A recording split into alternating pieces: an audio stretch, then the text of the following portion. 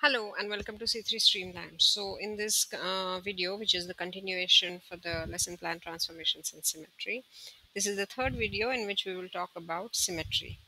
So you'll say symmetry is very simple, right? Symmetry is whenever you have any axis which is line of reflection, and then both sides, the image will be split equally on both sides from that line of reflection. But that is just one type of symmetry. As you can see here, this is very interesting for me. So this butterfly can have a line of symmetry right in the middle. So this is an example of reflectional symmetry. Whereas this flower, I can say this is also symmetric because there is a pattern here.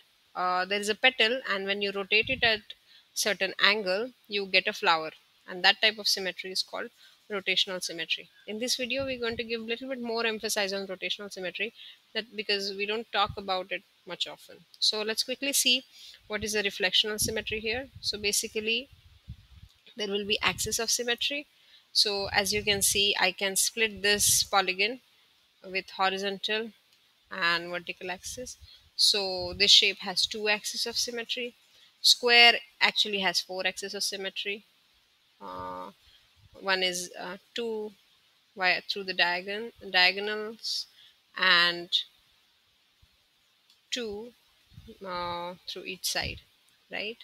So, and a rectangle has also two axes of symmetry, one through each side. I won't be able to do it precise here because this is slanted, but I'll try. uh, Anyways, you get the point, right? Now now coming to the rotational symmetry is basically when you take certain shape or a polygon, and then you have the center of rotation, and then you replicate that shape for 360 degrees of rotation.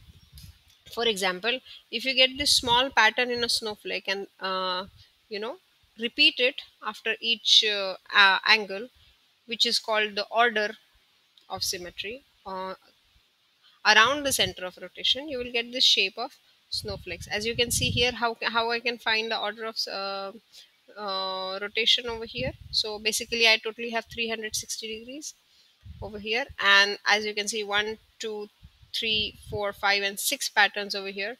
So I divide 360 degrees with 6, and I get 60 degrees, and that's my angle of rotation, right? And my order of rotation is 6. That means I take this shape, rotate it 6 at 60-degree angle 6 times, and I get a snowflake, right? Now here, as we can quickly see, these are also very good examples of rotational symmetry, where this clover is made out of heart-shaped leaves, which is repeated at 90-degree angle 4 times, because there are 4 clovers, right? So the order is 4 and angle is 90. And here in this card, the image of queen is rotated twice with each time angle 180 degrees, right? And so on. You can find it for that flower when you're doing it.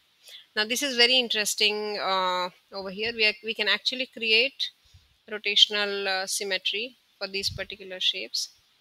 Now using this, you should be able to exercise or find which of these shapes, usually when we see them as non-symmetrical, turn out to be symmetrical according to rotational symmetry, right? For example, this shape, how will you create a rotational symmetry for this? Basically, you need to not reflect it along the axis, but try to imagine how the shape will look like when you rotate it 180 degrees. So this is basically, will go 4 units to the right, 2 units up, 3 units slanted, and sorry, and 1 unit here. Now usually this shape will look like non-symmetrical if if we are only thinking in the terms of reflectional symmetry. But here, according to rotational symmetry, this particular shape which seems asymmetrical at first glance is actually a symmetrical one. So this is a new perspective to think about symmetry, and I hope you like this video. Happy exploring.